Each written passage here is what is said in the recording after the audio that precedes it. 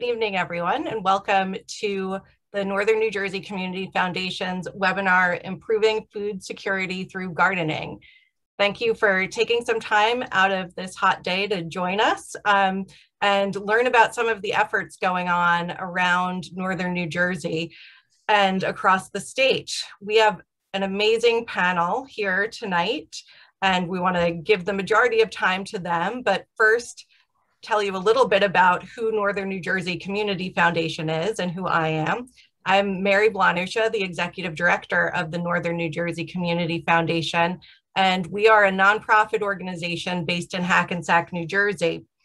And we serve the entire northern region of the state in our focus areas of arts, civic engagement, education, environment, public health, and philanthropy. And one of our big projects over the last year was a COVID-19 response fund. Through that work, we really saw the rapid increase of food insecurity and the innovative ways that people were responding to that. And so some of those organizations and leaders that have, were grantees in the COVID-19 fund and who we've worked with through the pandemic are here this evening, and others who are providing more innovative approaches and ideas to share across the state. The webinar is being recorded so that we can access it at a later date. And if you do not want to appear, please turn off your camera and please keep your microphones muted for the duration of the presentations. We'll have some time at the end to open up for questions. And if you have questions during the presentations that you don't want to forget, you can share them in the chat box. They will be potentially addressed at the end. I can't say that every question that's posted will be addressed, but we will do our best to get through as many questions as possible. I want to just quickly do some brief introductions of our panelists in order of the presentations. So Tracy Zur is a county commissioner in Bergen County, and she is a leader in many, many areas of work across the county. If you live in Bergen County, you've likely run into her one place or another in all of the things that she leads. Most importantly for this webinar is that she instituted the Bergen County Food Security Task Force. So we'll hear from her about that work and about the continuing need for food security. And we have Tobias Fox, who is from Newark Science and Sustainability. And he is a community organizer, an artist, and a leader in Newark and in Northern New Jersey in general, as well as in the Dominican Republic, where he literally just got back from hours ago. Then we have Melanie McDermott, who is with Sustainable Jersey, and she is at the New Jersey Institute of Technology. She has a background in forestry and sciences and is working on some of the Sustainable Jersey points that lead to gold level certification. After Melanie, we have Chantel Walker, who is the CEO of the Reed Foundation for Autism, which is the home of Greens Do Good, a vertical urban agriculture establishment in Hackensack, New Jersey that employs adults with autism. And finally, we'll have Gary Oppenheimer of ampleharvest.org, who will tell us about his amazing organization and work to connect gardeners across the country with food pantries to establish strong connections and eliminate food waste. So as Northern New Jersey Community Foundation has begun to focus more on environmental issues, a closed loop food system is something that we've been working towards in many ways, an elimination of food waste. And we see this connection between food security and growing food and eliminating food waste as a real key to building resiliency for families and for the environment in the region, in the state, and across the country. So we're excited to have these panelists this evening, and I will turn it over to them, starting with Commissioner Tracy Zur. Mary, thank you so much. And thank you to Northern New Jersey Community Foundation for hosting this evening and for all you've done throughout the pandemic. I'm really being so responsive to the needs of our community throughout this really challenging time. But I want to thank all of you for being part of this conversation tonight and, digging in literally and figuratively and literally to the heart of the solutions for what we're facing with food insecurity in our community. When the pandemic began, almost immediately, our food pantries were in trouble. We were seeing, not only did they not have enough PPE, but their volunteer force, for the most part, had been senior citizens who were now being told to stay home. The Girl Scouts standing outside a ShopRite certainly weren't existing. People weren't dropping cans off at church. They were hoarding food. There was no food to even be purchased in bulk quantities for many of our food pantries. And from this challenge, we realized we had to, work more collaboratively. In Bergen County, we had 80 different entities that are involved in food distribution, whether they be food pantries or emergency food suppliers, pop-ups who are distributing other food resources throughout our county. And we in Bergen County decided that we needed to form the Bergen County Food Security Task Force to focus both on the short-term emergency, but also on the longer-term food policy conversations that needed to be had. Lucine, if you could put up the PowerPoint. Thank you.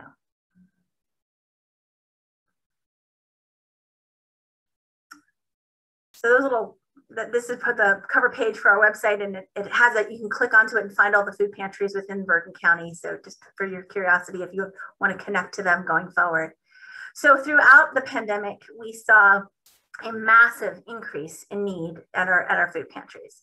So the bar graph kind of shows the before, the pre-COVID numbers and the mid-COVID numbers. We just took a new survey, which we're, to see where we are, but we saw an exponential increase. If you look at Fairview, they had 30 families pre-pandemic, then we're dealing with 478 in the heart of 2020, and the numbers actually of individuals were over 1,800 people who were being served by that food pantry. Park Ridge, which was a place we did not expect to see challenges, 30 pre-pandemic, 212 at the height. Ramsey Responds was 15 families prior to the pandemic, over 140 at the peak, which was over 500 people that they were serving in multiple communities. Englewood Office of Concern was at 456 pre-pandemic, 960 at the heat, and then Norwood 30 to 70. Teaneck and Jewish Family Services was 75 families and then grew to 430. So you could see that the amount of increase was substantial. Can you go to the next slide? In New Jersey as a whole, we had 1 in 12 who were facing hunger. That's estimated to be 1 in 10 children who were facing hunger every single day. It's estimated, if you can go to the next slide, Lucine. In Bergen County, it appears that we had a 71% increase in food insecurity. Now, that meant that we had 103,000 people in one of the wealthiest counties in the country who did not know where their next meal was coming from or have access to adequate food supplies. And what that impact is specifically on our children, especially as schools were closed, especially as access to free and reduced lunch was diminished, it was really catastrophic for our pantries and really impactful for our families. Next slide. One of the things that we really became very quickly focused on, especially as we saw these long-term efforts, was one, bolstering infrastructure. We need to provide computers to our food pantries, refrigeration, freezers, other pieces of infrastructure. But it was really a focus on connecting many of our food pantries to fresh food and changing the definition of what makes a good donation to a food pantry. You know, we don't want to inadvertently create that next generation of individuals with diabetes and hypertension by being solely dependent. This isn't an emergency like Superstorm Sandy where people are getting emergency food for a week.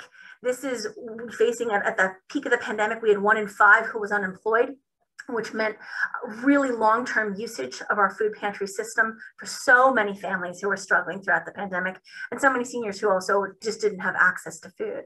So we partnered with Greens Do Good, which I'm excited that we're going to hear from today, that provides a monthly donation to the St. Vincent de Paul Food Pantry. To the Trinity Food Pantry in Teaneck. Our technical schools started a program where they were growing food hydroponically as well and donating to Food Pantry in Richfield. But it was also connecting donors and connecting corporations who wanted to have an individual impact and start to donate produce. Can you go to the next slide, Lucine? Now, one of our biggest goals is to focus on the social determinants of health. We don't want to, ignore the fact that if we're giving our kids the wrong kind, if the kids don't have adequate nutrition, how can we expect them to succeed? How can we expect to grow a healthy community if we're not having access to healthy foods? And that's been a huge, I've sat on the health liaison to the health committee for the last 8 years, and the CHIP has been always indicated that diabetes and obesity was a significant challenge in our underserved and minority communities, and that food insecurity undeniably contributes to the risk of developing chronic illness and higher sodium and sugar contents. So getting this fresh food to our food pantries is undeniably critical. What was indicated, you can take the slides off. What was indicated in the 2008 recession is that the peak of food insecurity did not hit until 2 years after the recession began. And we did not return to pre-recession levels of food insecurity in our community for 10 years. So we know that this is a marathon and it is not a sprint, and it is something that we're only going to be able to do together, and to build that fabric, that interconnectivity among our food pantries, but also to include the gardening community, to include all of those who have connection to healthy foods and getting them on the shelves is vital for us to make a difference in ending hunger, but also ending the chronic illnesses that we see in so many of our underserved communities. So I tee this up for the further discussion, and I thank you guys all for your involvement. Thank you, Tracy. Now we'll turn it over to Tobias Fox of Newark Science and Sustainability to hear about their work with community gardening and community supported agriculture. Thank you for having me. And I guess I'll share my screen now. Excuse me.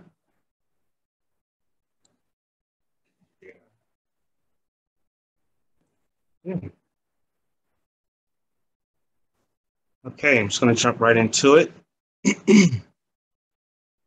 Founded in 2013, Newark Science and Sustainability, Inc., or Newark SAS, is a community-driven 501c3 nonprofit organization based in Newark, New Jersey, that implements various initiatives to increase awareness of environmental, ecological, and wellness issues through educational programs and hands-on activity. It is through our 5 pillars that initiatives and programs are formed, making us a highly project-driven organization. Our pillars provide an interdisciplinary approach to learning. Through this process, we believe individuals will become more informed about their environment and therefore more likely to have a holistic understanding of themselves and the world they inhabit. It is important to note that urban agriculture lays the foundation of our work, which is the focus of my presentation. Operating through the city's Adopt a Lot program, we're able to adopt vacant lots like the one you see here from the city of Newark for $1 and renew the lease annually. The purpose of adopting these lots is to transform them into a green space for community use.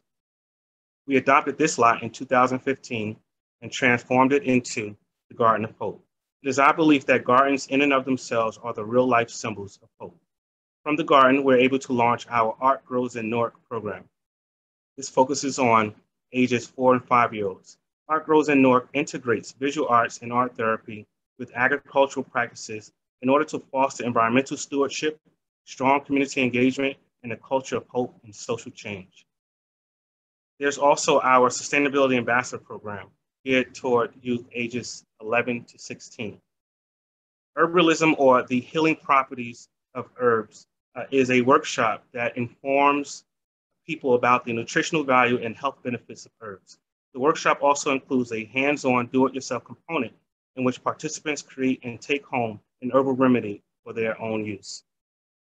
In 2018, we launched our Farm-to-Table Co-op, which follows the model of a community-supported agriculture, or CSA program, a system in which a farm operation is supported by shareholders within the community.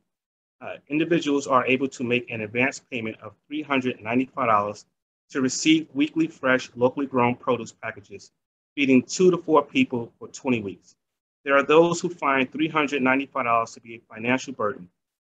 So we launched our Sponsor Family Initiative, which allows people anywhere to purchase a membership and then donate it to a family in need.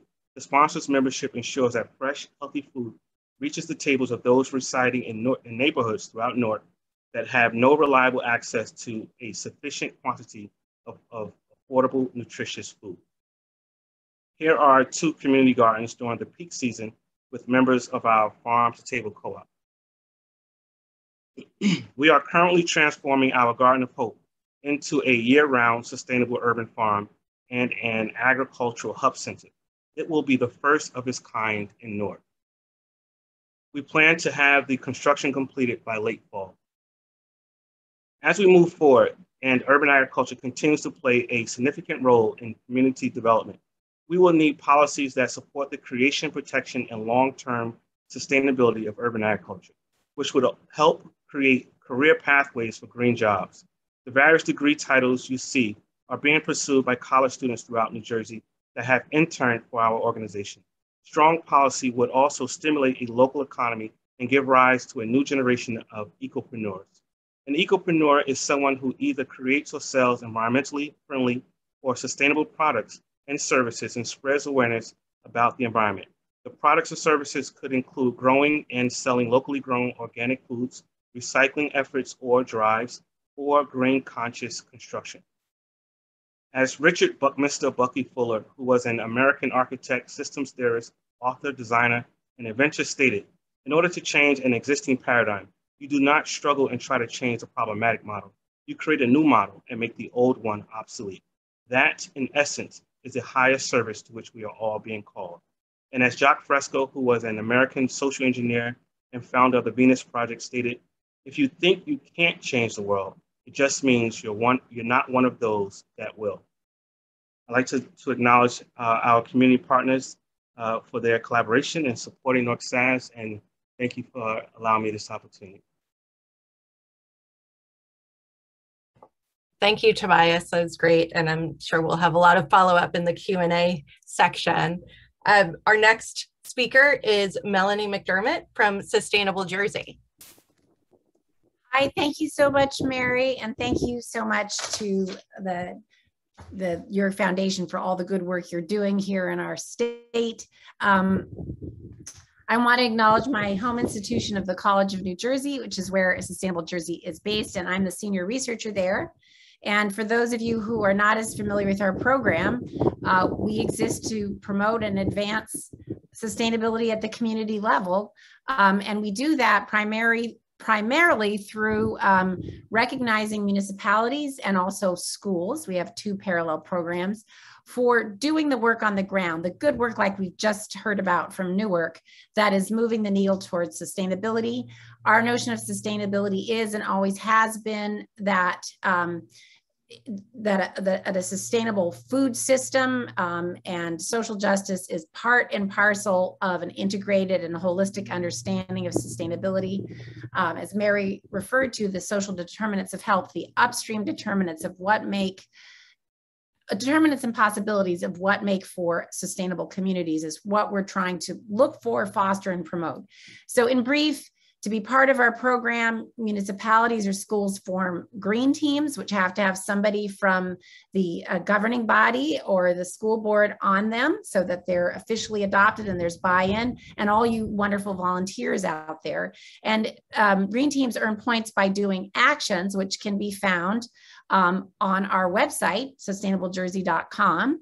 And those are sort of sets of guidance and standards for doing best practices and policies that advance sustainability locally. And when a municipality or a school is fired up to do an action, they look to that guidance, they document what they've done. That documentation is submitted and reviewed. If it's approved, the program, the green team and the municipality earns points. And importantly, all that documentation is posted online. So if you're curious about what your neighbors have done or what your own town has done or your school, go to our website, look at the map, click on your town, and you'll find out exactly who's been involved and what they've been done. And you can get inspiration, from that, and hopefully some good tips. I wanted to spend a few minutes, since we're talking about the role of gardening in supporting food security, on one of our actions as an example, an important one. We have a community garden action. So that action has 3 levels of points. So for 10 points, if a community garden either is newly established or has been established, either on municipally owned or municipally controlled property, and the municipality is contributing in some significant way, and the garden is operating, that's 10 points. If you're using environmentally friendly, primarily organic and soil building methods, that's another 5 points.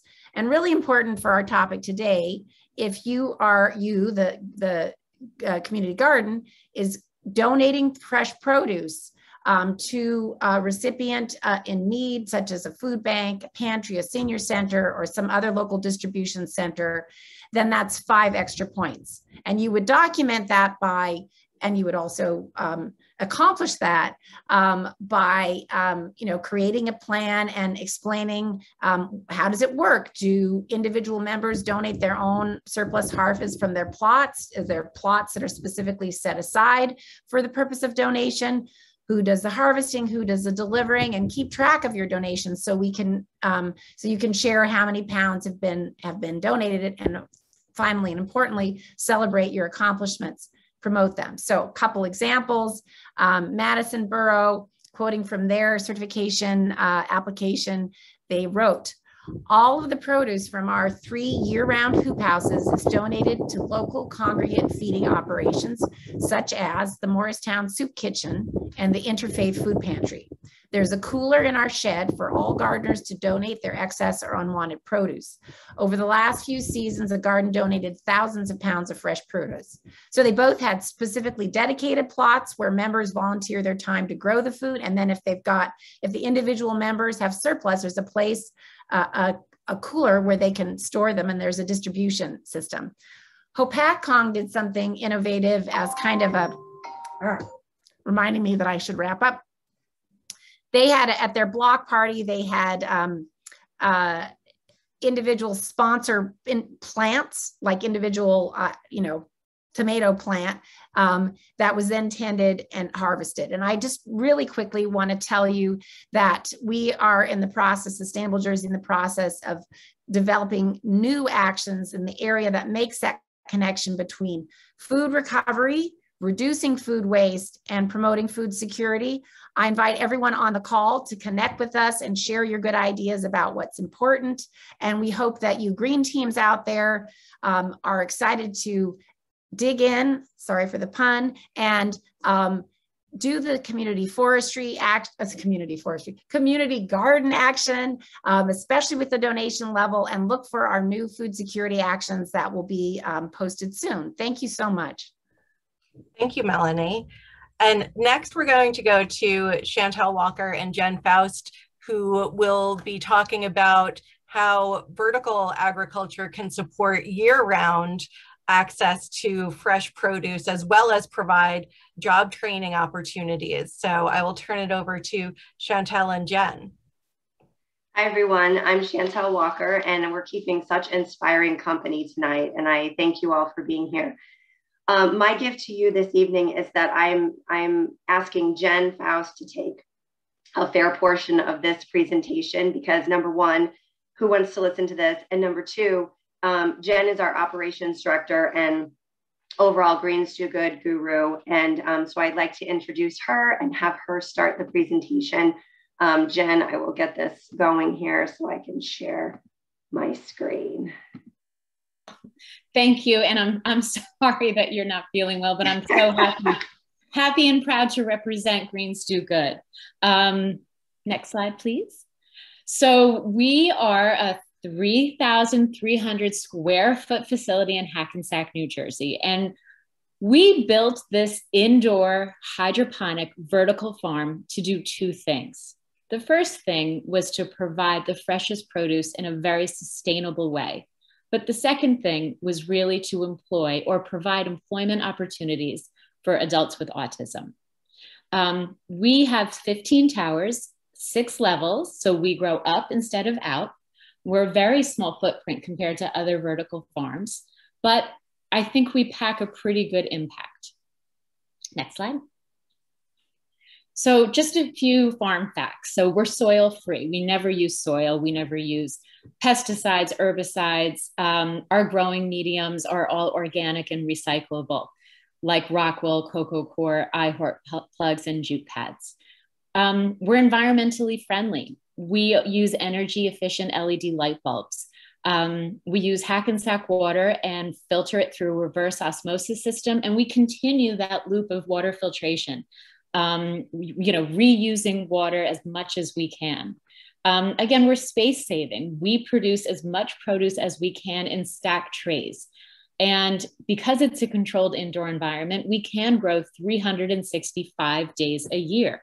So in that small footprint, we can, in 1 week, grow 12 pounds of kale, 450 heads of lettuce, 135 pounds of basil, and 29 varieties of microgreens, endless like new combinations. And it can just go on and on. So with all of that, we realized, next slide, please. Yeah.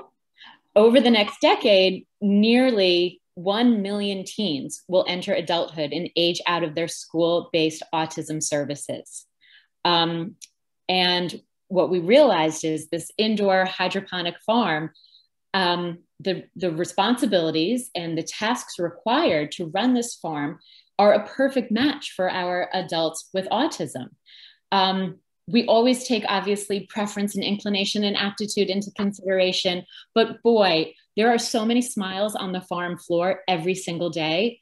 And there is so much value to work that they bring every single day. And we're just so proud of everything that blooms because of their talent and their labor.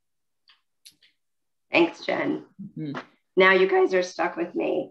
I just want to piggyback a little bit off of what Jen said, and thank you so much for giving us the information about the farm.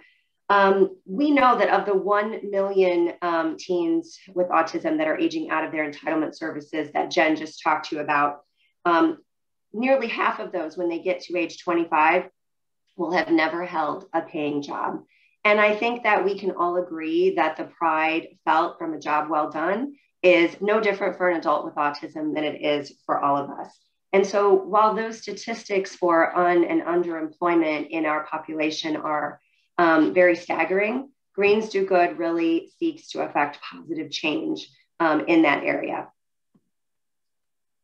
Interestingly enough, the demand for employment at Greens Do Good, I think, exceeded even what we anticipated early on. This is a very novel concept and one that people have really embraced in our community. So the success of those employment initiatives really led us to extend that training to teens and young adults still in their school entitlement services. So what they're gaining with us are valuable job skills, job sampling in a novel yet rapidly growing environment. And we think that many of the tools that they're gaining with experience with us can translate into other environmentally sustainable businesses. And obviously the entire goal is to prepare them for gainful employment in their future. So sort of why are we on this panel? We're talking a lot about adults with autism, and this is a panel about food security. And so here is where the two merge.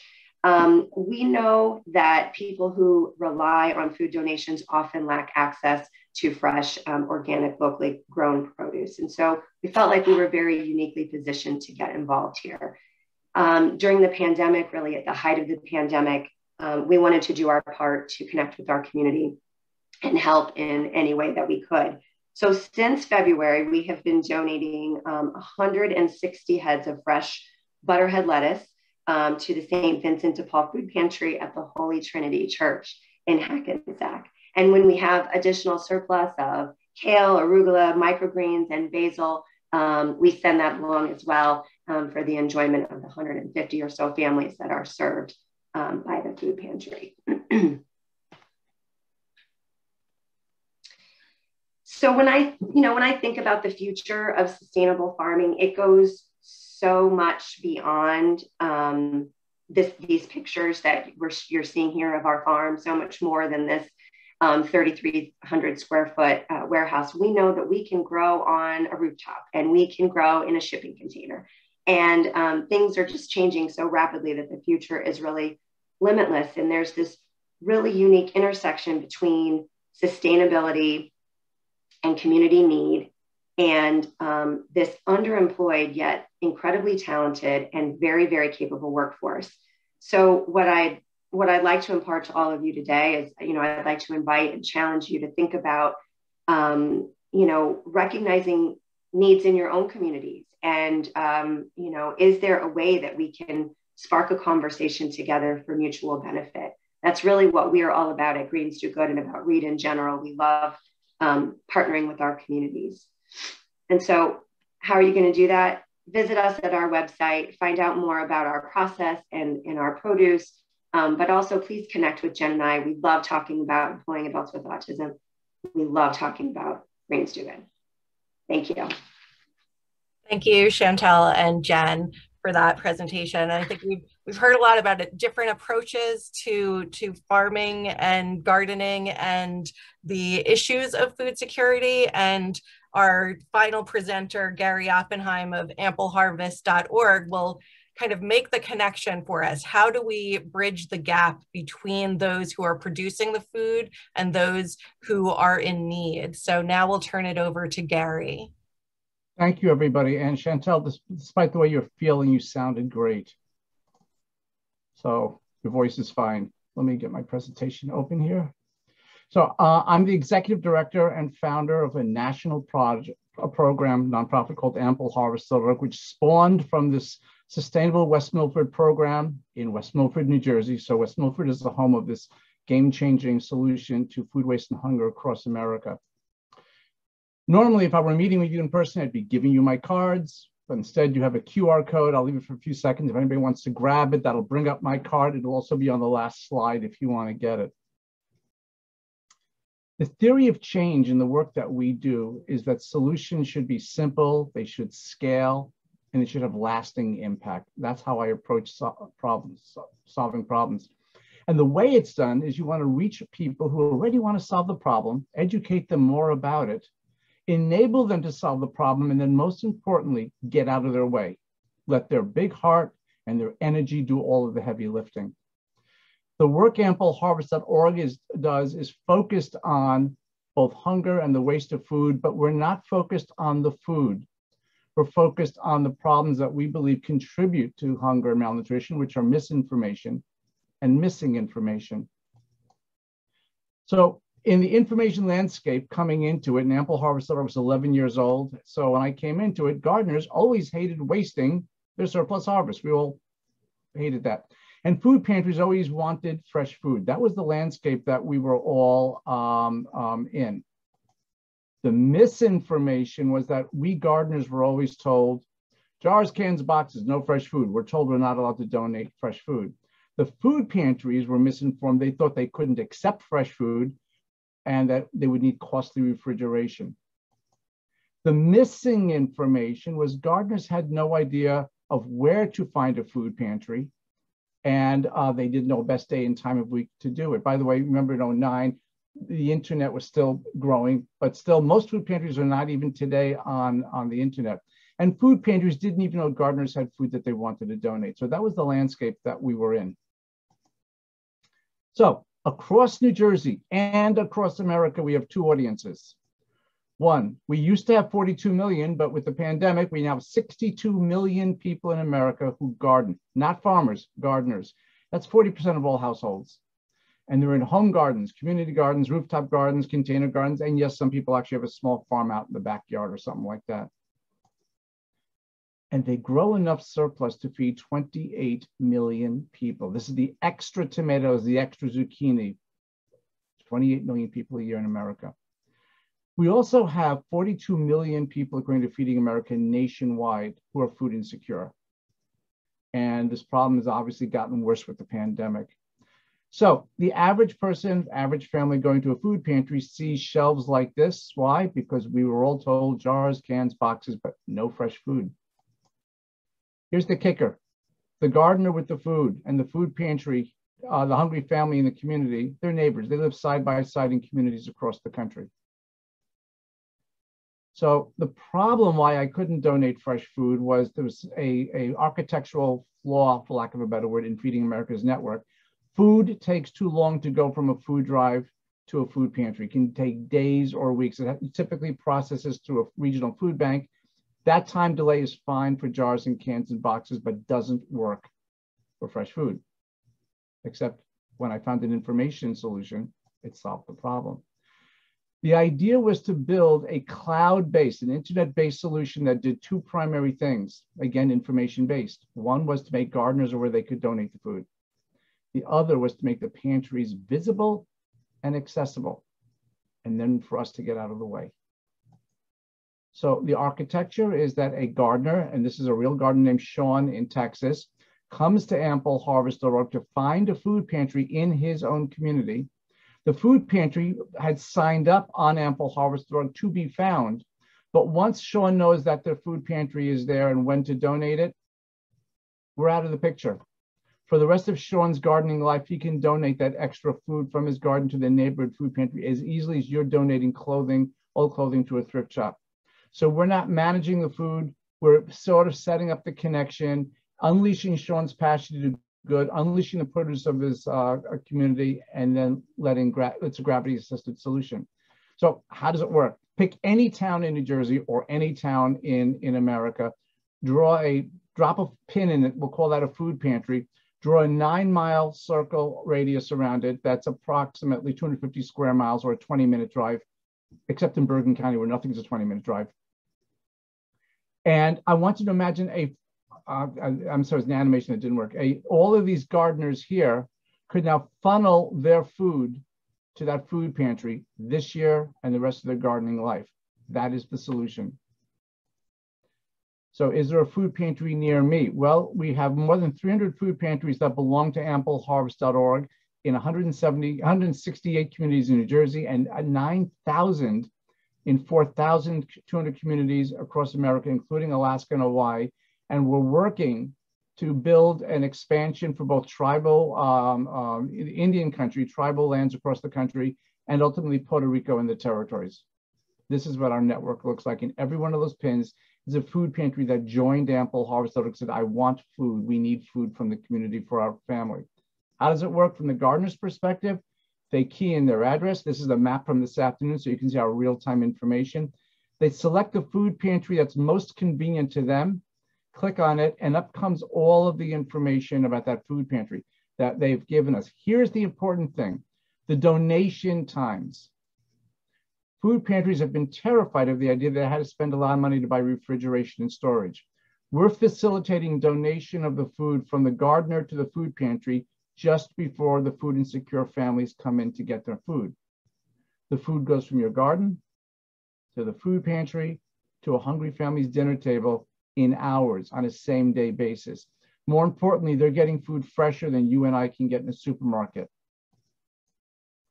So the architecture of the system, which allowed, I'm sorry, for jars and cans and boxes to go to a food bank, like the Community Food Bank of New Jersey, and from there to food pantry, ampleharvest.org moves that fresh food directly to the local food pantry.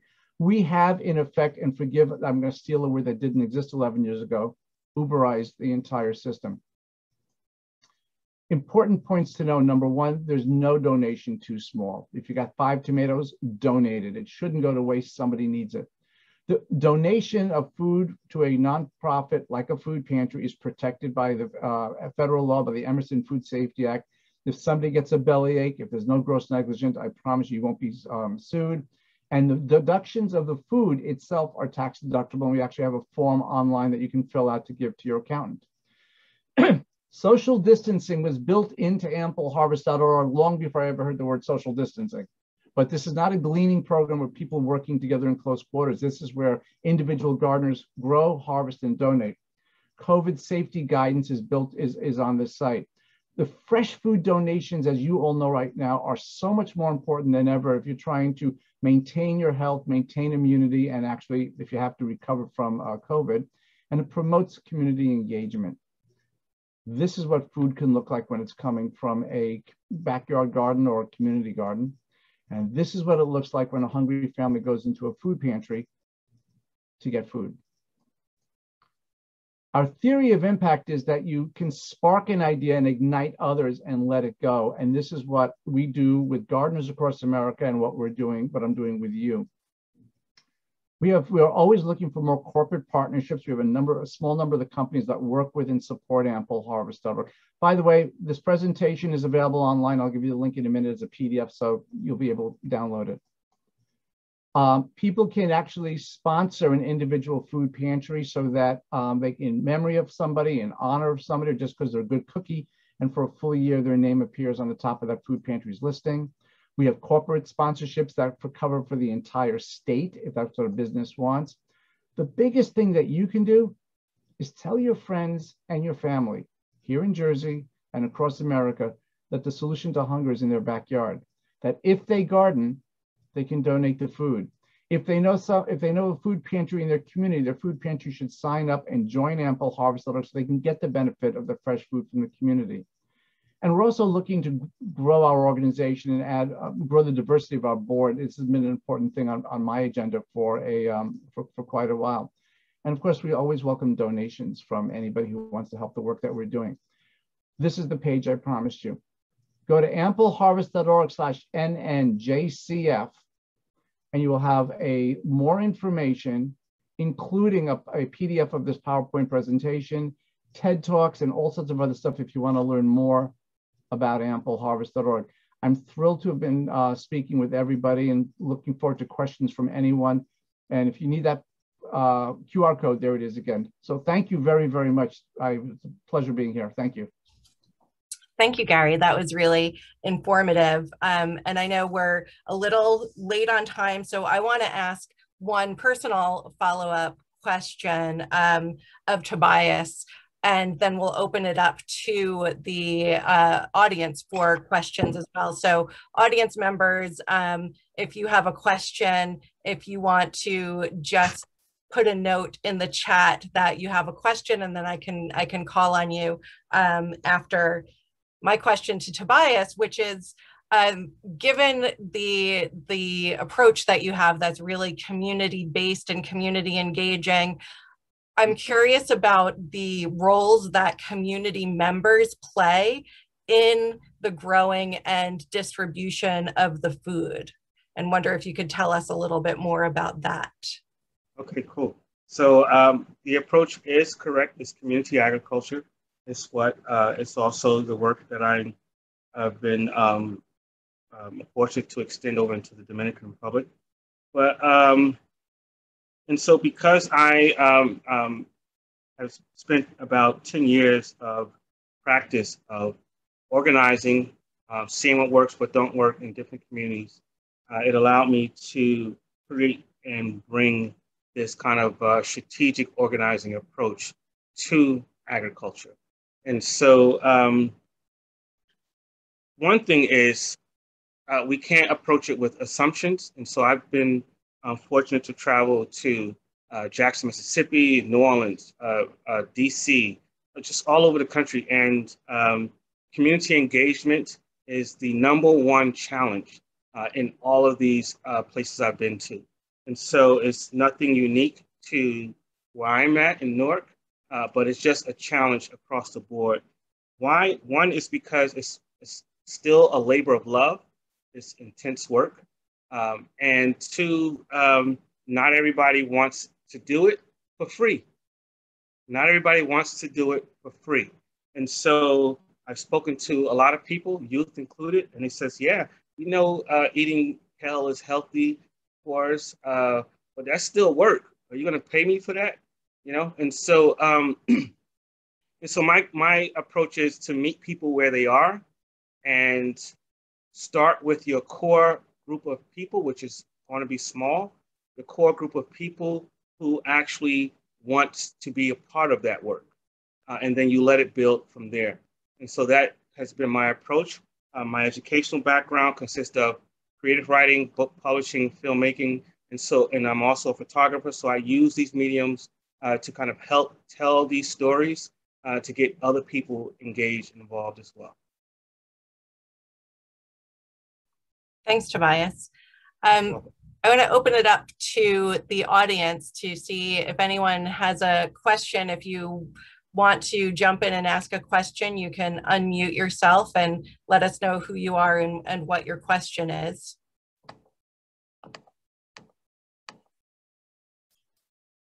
And if we don't have anyone, I have plenty more questions, so. I have a question. Okay, go ahead, Amy.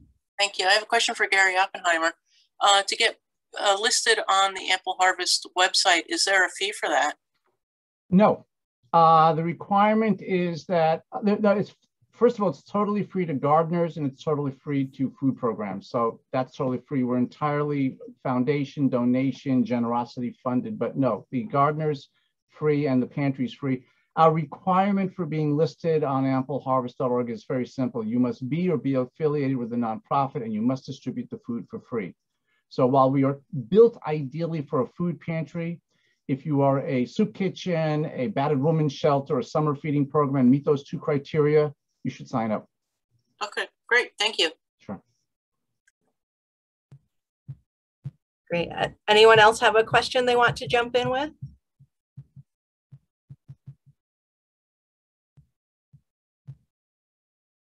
I'm gonna, here we have do any of the organizations take corporate volunteers on site? Absolutely, North SAS does. So tell us a little bit about that, Tobias. What opportunities are there? Yeah, so there's, because we're just so project driven, we are always looking for support from community members, corporate volunteers, and also North Science and Sustainability. We are one of the lead organizers for the Newark Community Food System, which makes up 30 local growers throughout the city of Newark. And so within this network, we organize annual events. We have 3 community annual events. And then separately, each of us have activities occurring throughout the year at our own green space. We have a potluck. I just received a text, Tobias, we have a potluck this Sunday. You know, so it's just so much going on. So much exciting things are going on, and we need all the help that we can get. And Tobias, how should people contact you if they want to volunteer? Well, that's a fair question to ask. Yeah, and so I'll throw out my they can definitely shoot me an email. That'd be great. First and last name together, Tobias Fox, the #1 at gmail.com.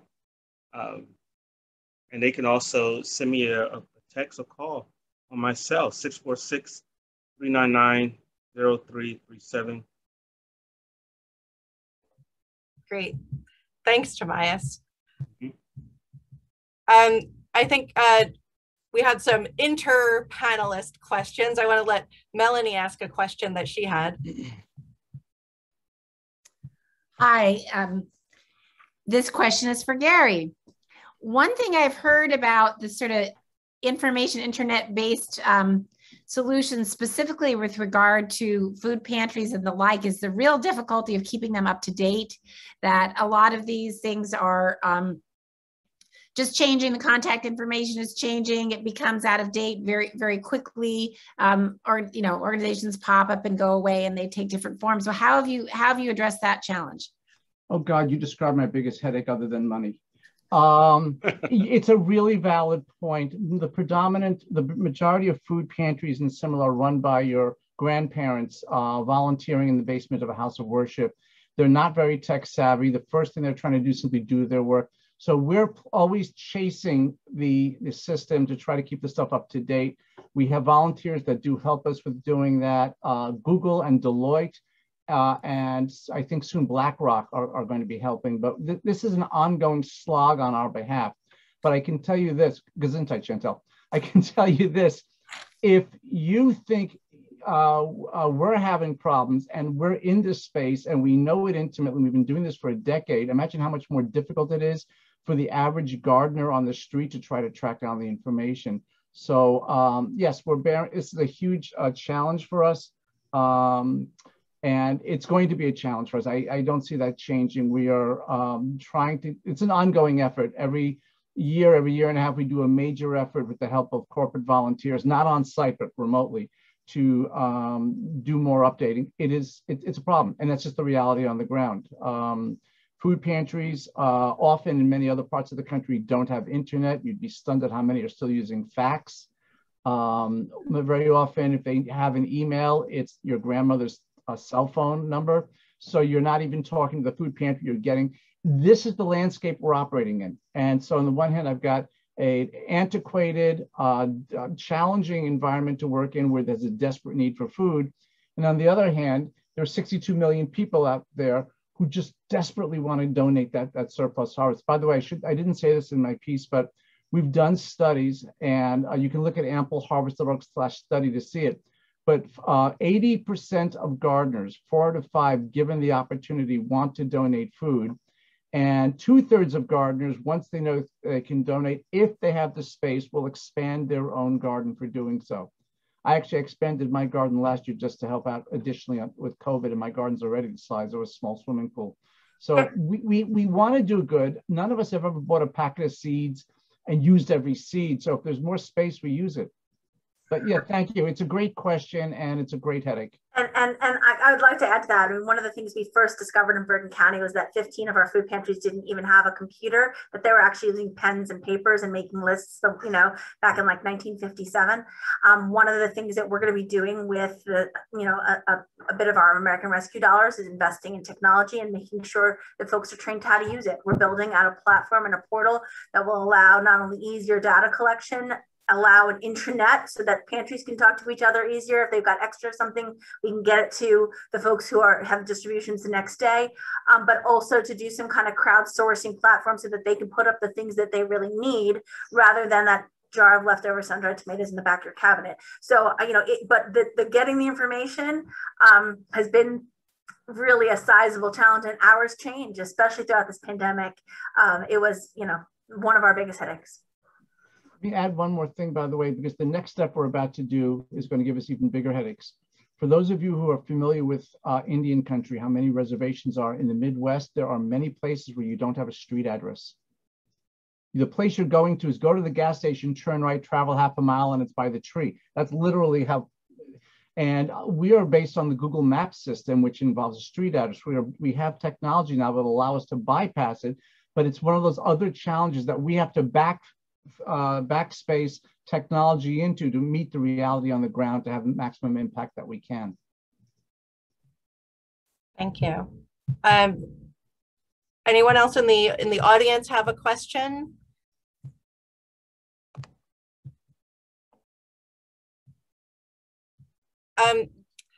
Commissioner Zer, can you talk a little bit about Bergen County's position on supporting and promoting local community gardens?